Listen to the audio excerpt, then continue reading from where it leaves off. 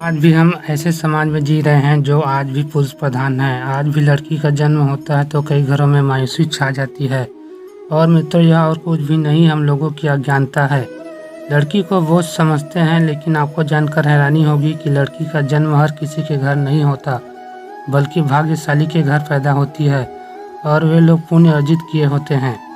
आज हम वीडियो के माध्यम से बताने जा रहे हैं कि भगवान लड़की के जन्म के लिए कैसे घर को चुनते हैं और वह कौन से पुण्य होते हैं जिससे लोगों को लड़की का माँ या बाप बनने का पुण्य प्राप्त होता है। दोस्तों, भगवान श्री कृष्ण से अर्जुन पूछते हैं कि माधव, किन कर्मों से मनुष्य के घर पुत्री धन की प्राप्ति होती है, अर्थात कैसे घरों में पुत्री का जन्म होता है। तब श्री कृष्ण कहते हैं कि हे पार्थ, किसी के घर बैठे ही भाग्य अच्छे होते हैं तो बेटी सौभाग्य से मिलती है, और जो भी स्त्री या पुरुष अपने पिछले जन्म में पुण्य कार्य किए होते हैं उन्हें ही एक बेटी के माता पिता बनने का सौभाग्य प्राप्त होता है।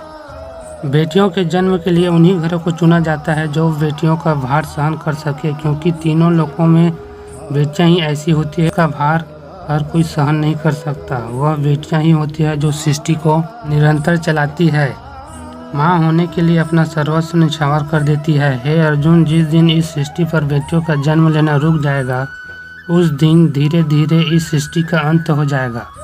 दोस्तों, भगवान श्री कृष्ण की इन बातों पर गौर किया जाए तो बेटियों का जन्म ही नहीं होगा तो किसी का वंश आगे बढ़ नहीं पाएगा। दोस्तों, आप लोगों ने भी यह कहते हुए सुना ही होगा कि जिस घर में बेटी का जन्म होता है वह घर स्वर्ग के समान होता है, क्योंकि बेटा तो केवल एक कुल को रोशन करता है, लेकिन वही बेटियां तो दो कुलों को रोशन करती है। बेटियां माता पिता के घर अपने उत्तरदायित्व को पूरा करती है तो वही अपने ससुराल में जाकर एक बहू के रूप में अपने सारे कर्तव्यों का पालन करती है। दोस्तों, आजकल आप कहते सुनते हैं कि बेटियां या बहू परिवार में किसी के मर जाने पर उसका पिंडदान नहीं कर सकती, जो बिल्कुल सही नहीं है। इतना ही नहीं, हिंदू धर्म शास्त्र में बताया गया है कि बेटियां भी अपने पिता का पिंडदान कर सकती है। वहीं अगर ससुराल पक्ष में कोई पुरुष नहीं है तो बहू पिंडदान कर सकती है। इसलिए वह लोग बहुत किस्मत वाले होते हैं जिनके घर बेटी जन्म लेती है। वहीं प्रबल किस्मत वाले होते हैं जिनके घर एक से ज़्यादा बेटियां होती है। शायद यही कारण है कि बेटियों को लक्ष्मी कहा गया है। बेटी है तो उसे पढ़ाएं और जल्द से जल्द शादी करवा दें, लेकिन यह सोच बेटी के भविष्य को बर्बाद कर देती है। जरा यह सोचो कि बेटियों के भी कितने सपने होते हैं और वह सपने बर्बाद हो जाते हैं। इसलिए अपनी बेटियों को सपने पूरे करने देने चाहिए। उन्हें जीवन में वो हर खुशी दें जो उन्हें मिलना चाहिए। एक बेटे से ज़्यादा अपने माता पिता के लिए बेटियां ही सोचती है। पिता को प्यार और अपनापन बेटियां ही दे सकती है। बेटियों के जन्म को एक जश्न की तरह मनाना चाहिए। माता पिता को बेटी को यह एहसास दिलाना चाहिए कि ये बेटियाँ कितनी खास होती हैं। दोस्तों, बेटियां कभी भी बाप पर बोझ नहीं होती, वह अपने और अपने परिवार की किस्मत बनाने के लिए जन्म लेती है।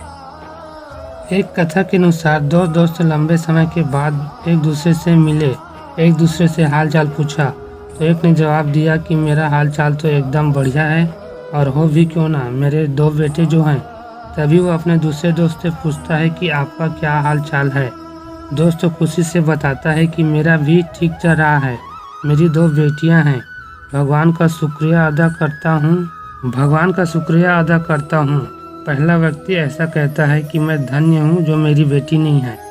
तभी दूसरे दोस्त की बेटी वहाँ आती है और कहती है कि अंकल, भगवान उसी को बेटी देता है जो आदमी सौभाग्यशाली होता है। दोस्तों, भगवान कभी गरीब के रूप में माता लक्ष्मी को नहीं देते, बल्कि बेटी उसी के घर में देता है जो बेटियों को पाल सके, चाहे वह गरीब ही क्यों ना हो।